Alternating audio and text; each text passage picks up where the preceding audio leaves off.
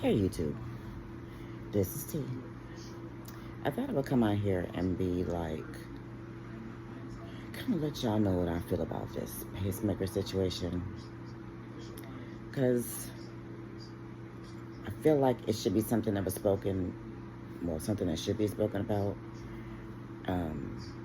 And my caregiver Isis told me that she had been watching some stuff about pacemakers. And she had noticed that,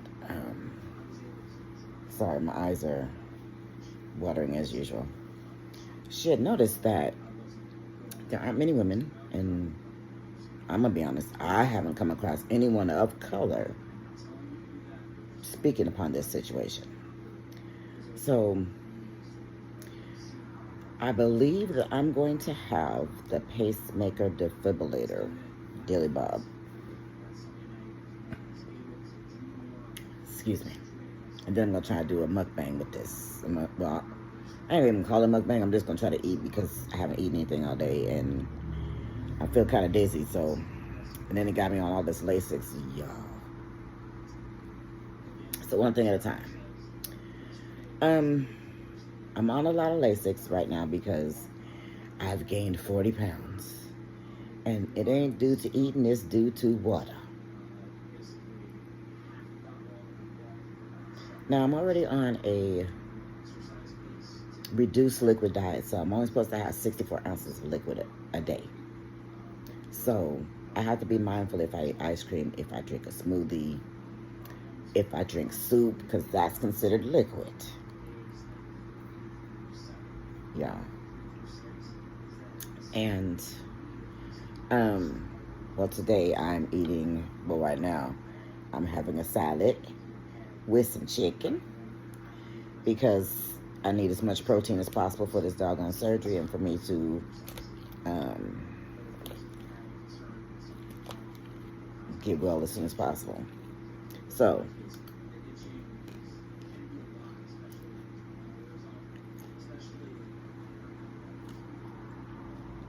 I gained all this weight because they have been taking me on and off places, on and off. No, take this, no, take this, no, take this, no, take that. So it made me gain a lot of weight.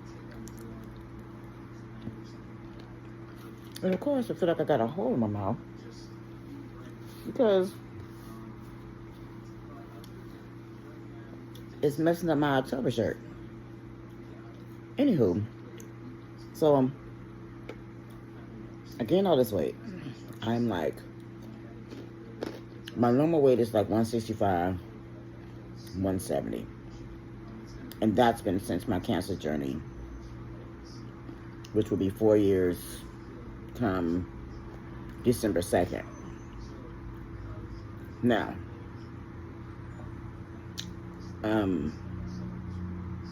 my doctor says I'm doing really, really well. I haven't had any problems with cancer in the last, it's going on 9 months.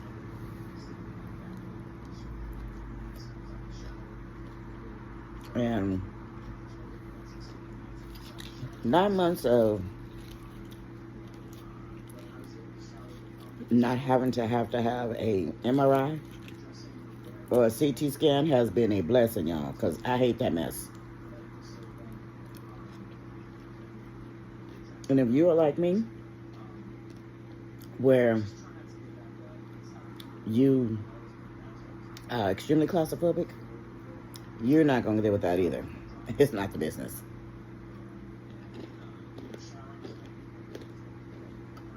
It is not the business.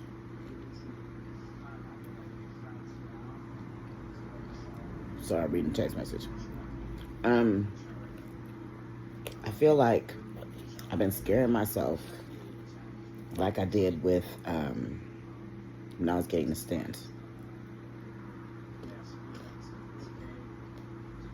When I got that stent, y'all, I was terrified. Mind you, while Isis and my niece was there, I was laughing and joking, hee hee ha ha ha ha ha. But as soon as them two heifers left, I was crying like a bitch. I was being a serious baby. I was scared as hell. And y'all, my bed was right next to the door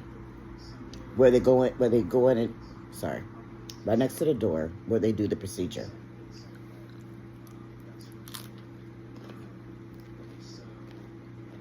Mind you, 2 people flatlined while I was waiting on my turn to get my stent. 2 people, not one, 2 people flatlined. So I'm in there listening to all the ruckus of people running around, people, the door constantly opening back and forth.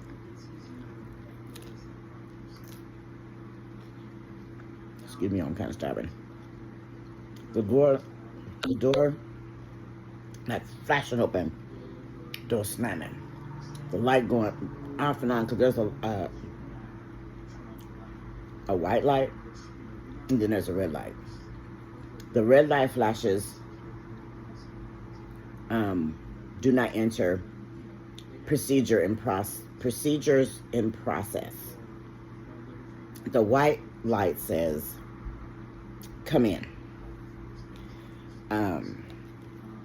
So in between the lights blinking and you hearing I can't, that's too much. The flatlining.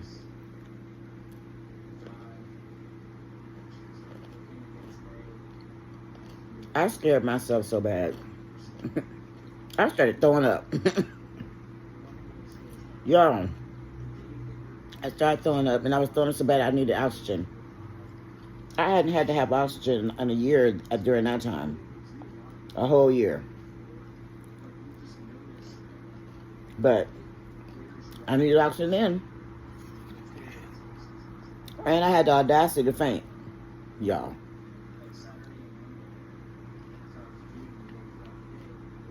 Mind you, I've had procedure after procedure. I've had 12 surgeries just messing with my boobs. 12. Well, no. 8 messing with my boobs. The 4 additional ones were with my port, the stent. What else do I have? Something else.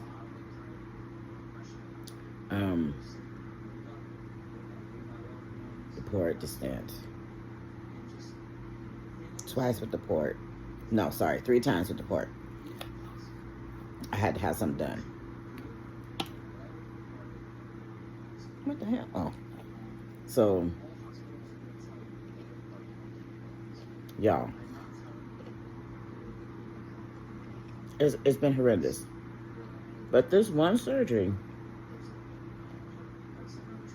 and I think it was because they said they was going to go in my arm, which they couldn't do. Then they said they was going to go in my groin on the right side. And they ended up having to come out of there and then go on my groin on the left side, because when they amputated my leg, they took out the vein or artery. I don't remember which what it was, that would help them to lead whatever they need to go to feed the whatever to my heart to put the stent in. Okay. So when they did that,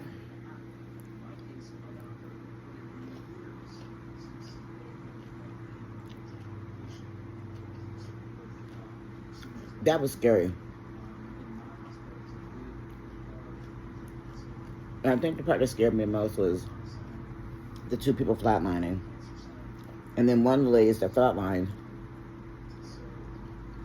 that heifer comes out talking. She's sitting up talking about, why my chest hurt? The nurses are looking at each other going, you gonna tell her? No, you gonna tell her? And then someone comes up and he says, well, I can tell her. He says, well, your chest hurt because while you were in there, you flatlined and we had to resuscitate you. She said, what? I flatlined. She goes, oh my God. Mind you, she is right, literally next to me. But if I sat on the bed and leaned over, I could touch her. So close she was. So the curtains were open, so I could hear the whole conversation.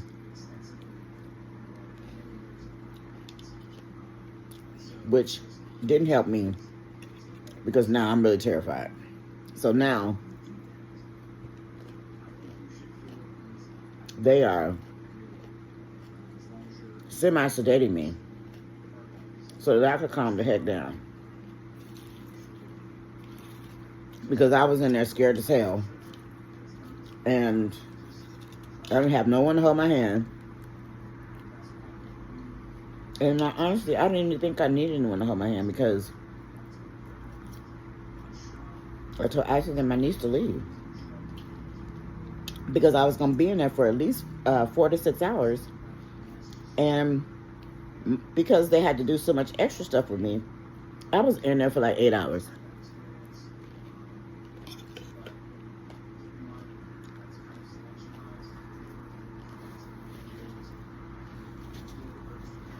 So from like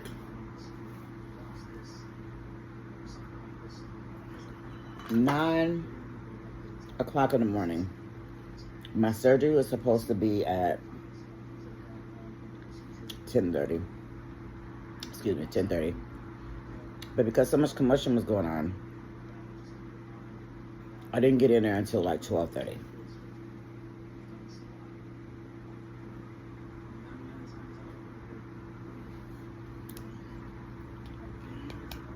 And then my procedure was only supposed to last 45 minutes. And my procedure ended up being an hour and a half. So during that time, I had to stay in there because you have to stay in after the procedure 4 hours.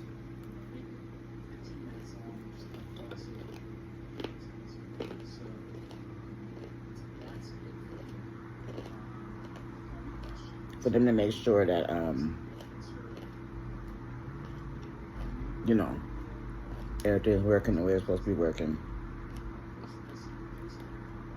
You're not dizzy when you get up. And I think, oh yeah, they make you pee. Now why I had to pee, I don't know, child. I don't know. Ain't like I went there and had a baby or something. But I had to pee. Which wasn't hard because they had already gave me my medicine, so I was in there. They was trying to put a catheter in me, and I was like, oh, no. I can hold my water for 45 minutes. I can hold my water for an hour. You just let me go pee, and I'm good. You don't got to worry about me. So they're like, oh no, but you know, the usual thing is we put a catheter in. And I was like, you're not putting no catheter in me. Sorry, my lips look a little big. You're not putting a catheter in me. I'm just not having that. So they let me go pee. And it took them 15 minutes of just dicking around, laughing and joking, and then trying to figure out what music station we were going to listen to, because I wasn't listening to no country. I wasn't. He was going to listen to something that I wanted to hear. So I chose 80s R&B.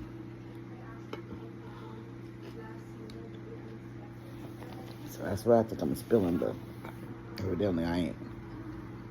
I guess it's falling back on the pole. So we had on 80s R&B. I had everybody in there singing.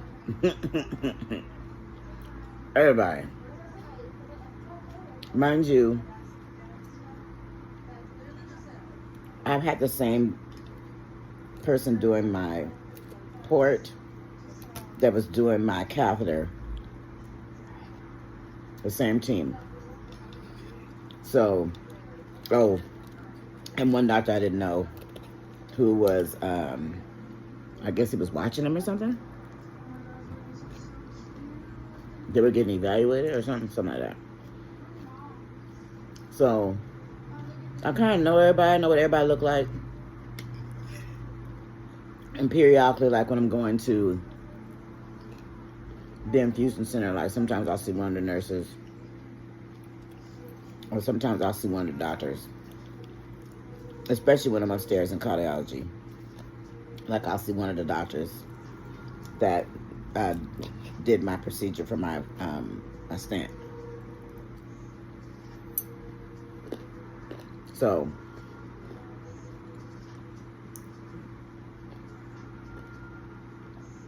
this pacemaker thing has got us such a scared. I'm not gonna lie. I am kind of frightened. Not kind of, I'm frightened. And I'm worried about what can happen, because I've flatlined before a couple of times already. And they're messing with my heart, so I don't know.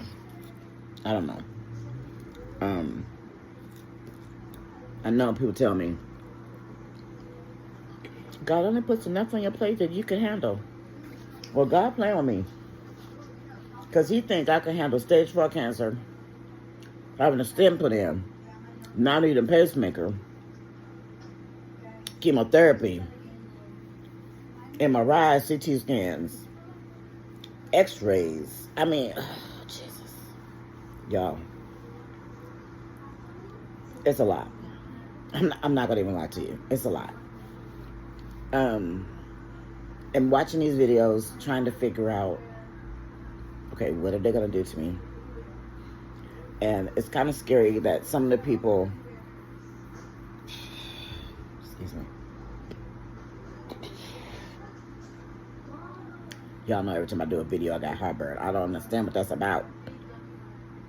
I haven't had heartburn all day, but as soon as I started doing a video, I got heartburn. Now one of the girls that I watched, which was, I think she was 30. She said she had had her pacemaker since she was 25. I was like, are you serious?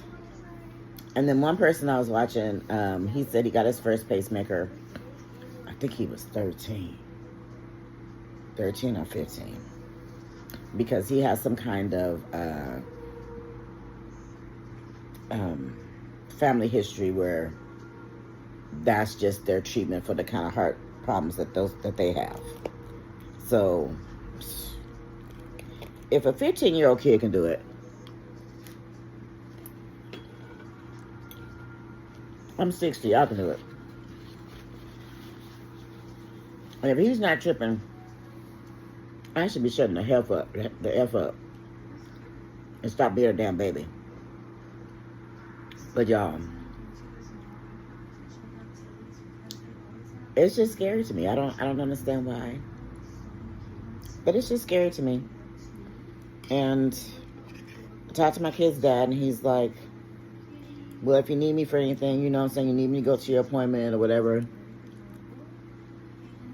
you know, I'll go to your appointment with you. And I was like, really? You used to want me to die. Now you don't want me to die? He was like, girl, I never want you to die. I just used to tell you that. Sir, that's the same thing. Same thing, sir. Same thing. But now we ain't got old. Now you want to act like you love a sister. He gonna say, you were my first wife. You gave me not one but two sons. He said, how can I not love you?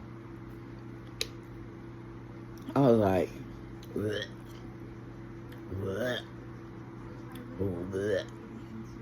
He was like, girl, stop. I said, no, I'm just playing with you. He goes, well, how you feel about me? And I was like, I don't feel like no love for you, though, sir. I said, did you forget what you put me through? You forgot all the stuff you did to me? He goes, oh, that's in the past. We were young. We didn't know no better. No, you were young. You didn't know no better. He goes, well, you always treated me like you didn't need me, and I didn't like that. I said, no. If I'd have showed you that I needed you, you would have been the same way. Stop the madness. You just wanted to be able to tell me no, and I didn't give you that opportunity.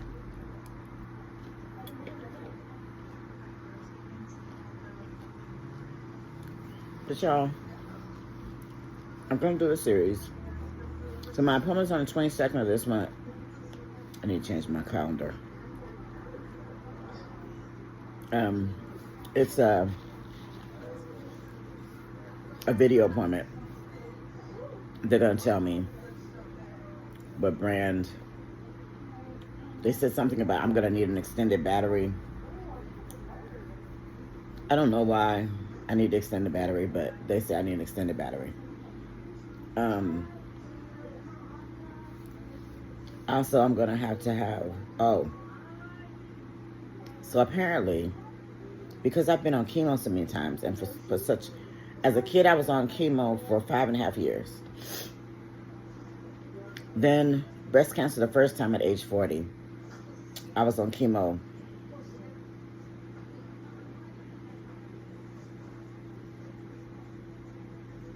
6 years.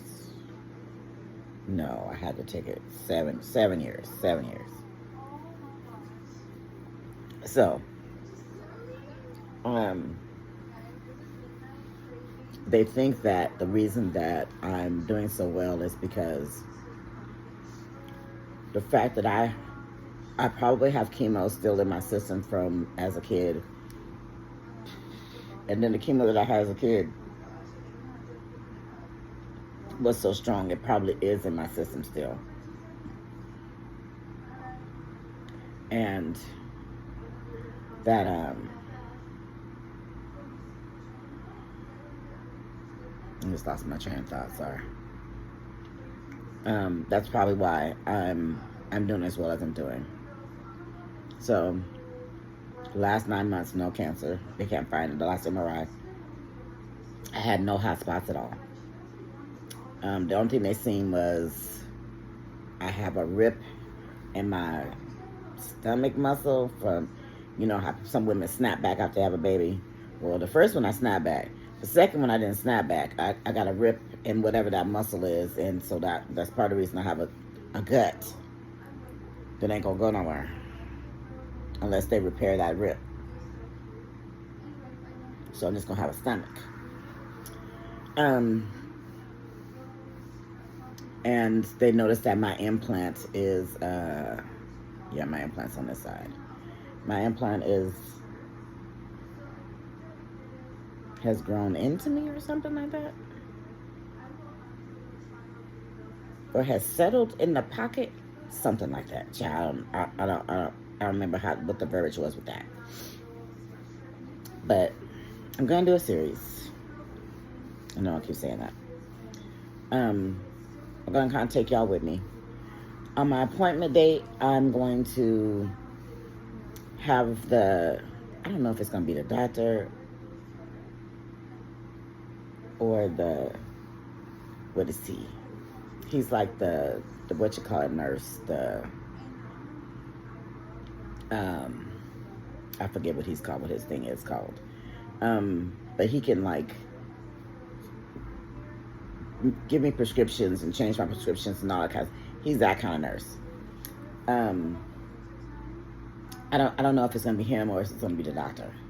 So I'm gonna have the appointment on my iPad, and then I'm going to be filming it on my phone so that everybody will know you'll actually hear what the doctor's saying to me.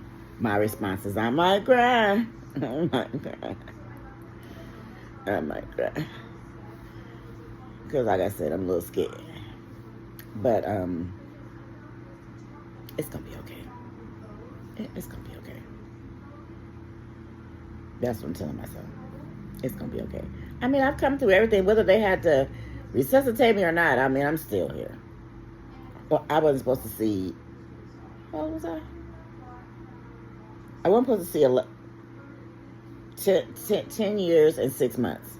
I was supposed to have died 6 months after because when I had cancer as a kid, I was 9. Well, I was diagnosed as 9, and then I had the actual surgery a month before my 10th birthday. Well, they amputated my leg a month before my 10th birthday. So then I got my prosthetic. I think I was 11 or 12. I think I was in 6th grade. So I was 11 or 12 when I got my first prosthetic. And it was wood. Child, that thing was so damn heavy. I used to run around the house. Well, no, let me rephrase that. I used to hop around the house. Making it kick my brothers because they was booty heads. And they used to treat me dirty. But I digress. That's another thing. My only question is, since it's going to be applied somewhere... Oh, yeah, this is my right side. So they're going to put it up here by my collarbone, okay? Okay, my collarbone is right here. So it's supposed to be like somewhere right here. So it's about this big.